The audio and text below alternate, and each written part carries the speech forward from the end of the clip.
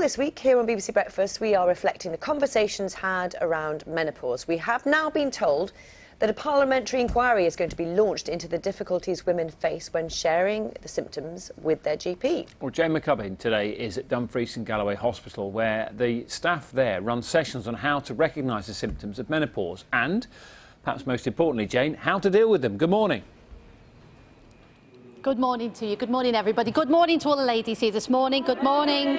Yeah, now, let me tell you about this place, because the important thing you need to know is that there are about 4,500 staff here, but almost half of all of those staff are women who are either in the perimenopause age or in the menopausal age group.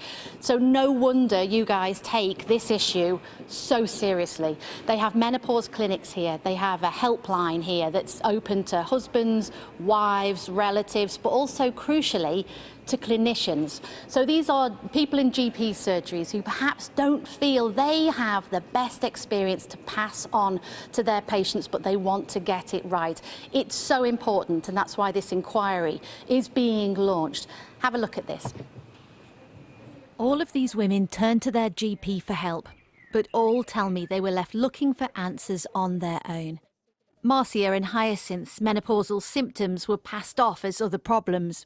I was told that I'm stressed, depressed. First of all, I was too young to be going through menopause, and then continued to constantly test me for sexually transmitted diseases. I spent 2.5 years fighting to be referred to a gynaecologist. 3 GPs later, then, they did the blood test and found out I was actually going through menopause. You were right. Yes, I was correct. Even with a menopause diagnosis in the bag, Sylvia had to fight for treatment.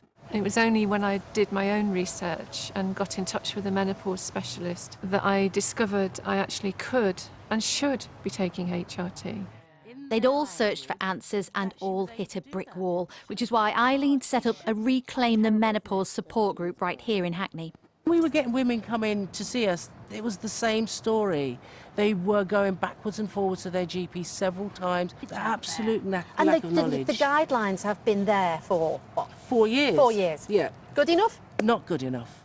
Those guidelines were published for the very first time by the National Institute of Health and Care Excellence in 2015. 4 years on, the voice of GPs admits it's still a work in progress out there. So until now, the evidence has been very contradictory and very confusing, and there have been lots of myths. So it's been quite hard for healthcare professionals to know exactly how to manage women with menopausal symptoms.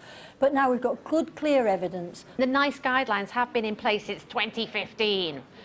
It's still not filtering through, though, is it? It is, gradually. Across London, the next generation of GPs are having extra menopause training. They've all elected to be here. None of this is compulsory. What the British Menopause Society aspire to is that every GP practice has somebody with a special interest. May not be a GP, actually, it might be a nurse practitioner. That's the aspiration. Right now, a campaign to make menopause matter is gaining support online, calling on the government to make training a compulsory part of GP education. He made me feel quite ashamed of having gone to ask for his help. 50 years after this BBC documentary said women were suffering in silence, Breakfast has been told women are still fighting to be heard. A parliamentary inquiry is about to be launched into why too little progress has been made in such a long time.